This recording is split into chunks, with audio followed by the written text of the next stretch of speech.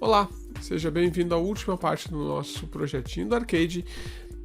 O foco desse projeto inteiro foi a questão da modelagem, mas aqui eu quero apresentar para vocês a forma como eu faço os renders. Então a primeira coisa que eu vou colocar é trocar todo esse material para um material cinza neutro, onde eu possa ficar só na iluminação.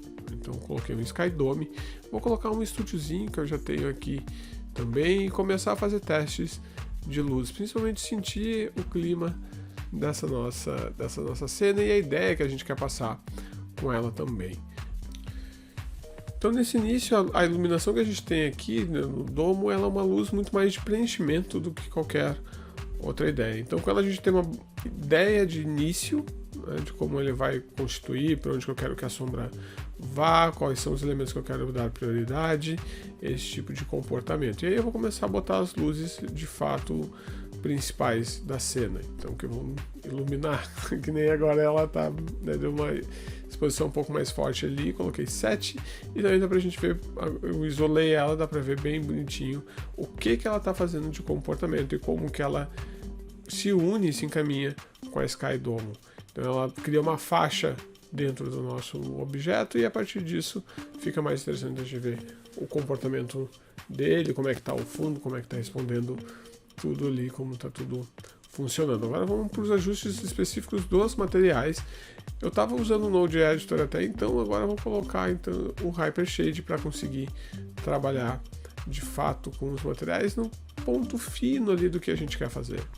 Até aqui eram materiais genéricos, a gente vai começar a dar algumas características para que ele fique mais interessante à medida que a gente for evoluindo aqui na questão do nosso render. Esse processo de criação e alteração dos materiais, dos objetos, ele é uma tentativa e erro, como muita coisa no 3D. Então a gente vai testando e verificando se está funcionando como a gente gostaria, e principalmente de acordo com a referência. A gente sempre volta na referência para ver se, ok, esse material é mais brilhoso, é mais fosco. Aqui nem um stickzinho ele tem a característica de metal, né? Então vamos colocar essa característica ali.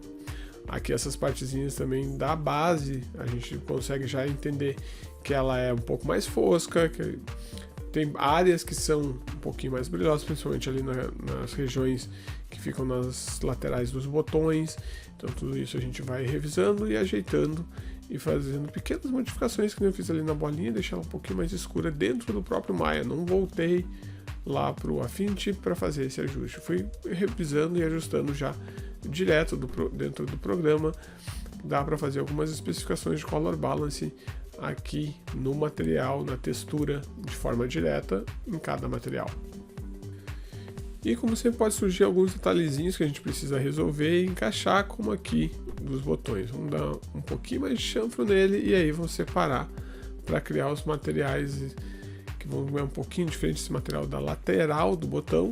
Então a gente precisa colocar ele aqui também. Ele é um material muito mais próximo da bolinha ali do stick do que do botãozinho dele de fato.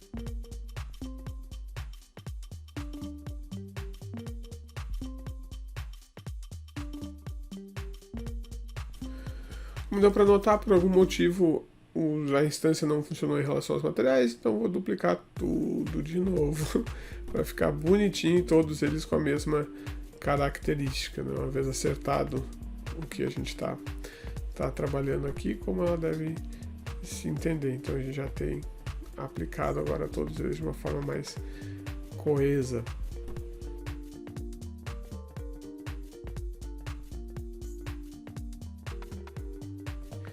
E nessa etapa também que a gente está aqui do modelo, é comum da gente ir e vir várias vezes para revisar, ajeitar a luz, ajeitar um pouquinho o tomzinho do material que não está bem como a gente gostaria. Então aqui que é o pente fino que a gente vai dar em tudo. Como apareceu antes um pouquinho ali, também na parte de modelos a gente sentir que, ok, não é bem isso que eu queria, vou revisar e ajeitar. É aqui também que a gente vai fazer, principalmente que estamos sentindo como o render está se encaixando. Para esse pedacinho específico aqui, ele vai ter um material único, um material dele, e também a gente vai usar aqui algumas coisas como bumping e um noise para gerar esse bump. E além disso, uma máscara, porque eu não quero que esse bump fique em toda a parte do objeto. A máscara vai ser esse ramp que eu estou colocando ali. Ele vai ser a nossa máscara que vai dizer o que vai ser afetado pelo bump e o que vai ser liso, porque ele tem uma rugosidade específica em uma determinada área. Dá para ver ali o noise já começando a ser ativo, a funcionar, e a quantidade, tamanho a gente determina e vai trabalhando de forma que fique similar à da nossa referência e do resultado que a gente tá esperando. Então botei essa rugosidadezinha usando noise e uma máscara de ramp para que ela fique só numa parte específica do nosso objeto. E ajeitando a cor também para ficar a cor parecida com a da nossa referência. Vamos então para os ajustes finais dessa nossa imagem, como que a gente espera que ela fique, tenha de acabamento. Vou colocar mais uma luzinha, dei um tapinha também ali no Sky Dome para que ele fique um pouquinho menor a intensidade e a gente consiga colocar essa luz aqui também de trabalho. Essa luz ela vai ser de novo uma luz de preenchimento, a nossa luz principal acaba sendo aquela maior que a gente tem ali, e ela é uma luzinha para preencher alguns detalhezinhos, e a gente vai ficar testando um pouco o comportamento, vendo para chegar no resultado que a gente imagina. O último passo que a gente tem para fazer então aqui é colocar também alguma coisa nesse nosso chão, né? Tá branquinho, não tem nada. Vou colocar uma imagem, eu peguei uma textura de concreto para colocar nele e aí eu vou acrescentar ela aqui. Então estou adicionando cada parte da nossa textura nos devidos canais e aí temos ela já bonitinha aplicada ali no nosso fundo. Dá pra gente resolver algumas coisas como o tamanho também da repetição da UV, esse tipo de detalhezinho dá pra gente ir afinando sempre de acordo com o que a gente espera de resultado. Ali eu tô dando um tapinha só pra UV ficar diferente e pegar onde eu gostaria que ela pegasse. Também diminuindo um pouquinho algumas características que eu achei que ele ficou meio estourado em relação ao nosso arcade, então dá mais alguns ajustes para favorecer o nosso modelo.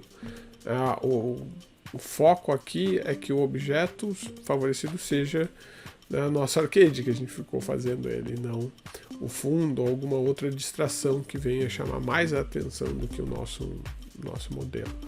Então tem que ter essa atenção, esse cuidado na hora que a gente for colocar qualquer objeto no fundo, qualquer coisa que a gente trabalhe no fundo, para que ela não chame mais atenção do que o objeto principal.